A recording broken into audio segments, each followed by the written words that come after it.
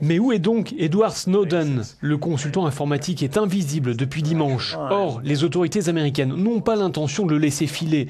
L'homme est poursuivi pour espionnage, pour avoir divulgué des informations confidentielles sur le programme de surveillance des États-Unis.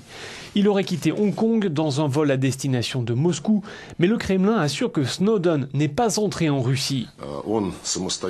Il a choisi son itinéraire tout seul, affirme le ministre russe des Affaires étrangères. Nous l'avons appris comme tout le monde, par la presse. Il n'a pas franchi la frontière russe. Nous constatons de nombreuses tentatives pour accuser la Russie d'avoir violé les lois américaines, d'avoir quasiment organisé un complot, le tout accompagné de menaces à notre encontre. Ces accusations sont totalement infondées et inacceptables.